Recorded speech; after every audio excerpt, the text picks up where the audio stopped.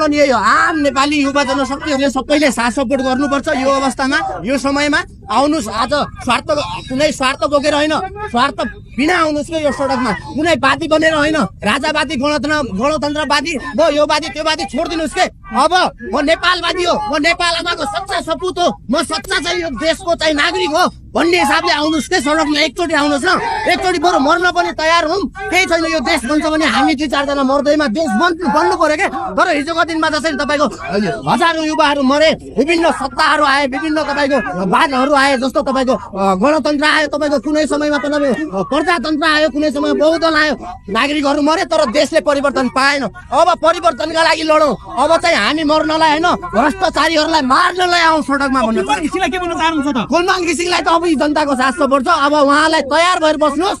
हामी विद्युत प्राधिकरणको अध्यक्ष मात्र होइन, तपाईँलाई ऊर्जा मन्त्री पनि बनाउन सक्छौँ। किन छैन? छैन हामी गर्नु। यो हामी जस्तै नागरिकले भोट दिने हो के चुनावमा।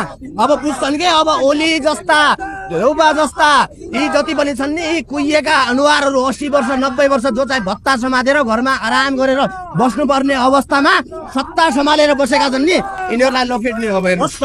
जनता छ, विद्युत प्राधिकरणको पक्षमा नेपाली जनता छ। विद्युत प्राधिकरणमा जुन तपाईँले राजनीति गरिराख्नु भएको छ, एउटा नेपाली जनतालाई सेवा गर्ने ठाउँमा जुन तपाईँहरूले राजनीतिक प्रतिशोधको हिसाबले, राजनीतिक दमको हिसाबले तपाईँ विद्युत प्राधिकरण डुबाउँदै हुनुहुन्छ, त्यसको विरुद्धमा नेपाली जनता सडकमा आएको छ। तपाईँ हेर्नुहोस् भनेर हामी आएको।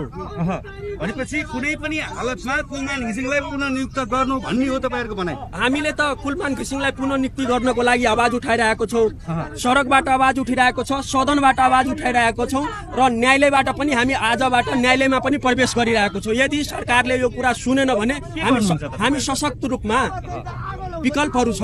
आज कुलमान घिसिङ तपाईँको ऊर्जा को एमडी छ, तपाईँको प्राधिकरणको। भोलि ऊर्जा मन्त्री हामी नेपाली जनताले बनाउँछौँ, भोलि प्रधानमन्त्री बनाउँछौँ हामी।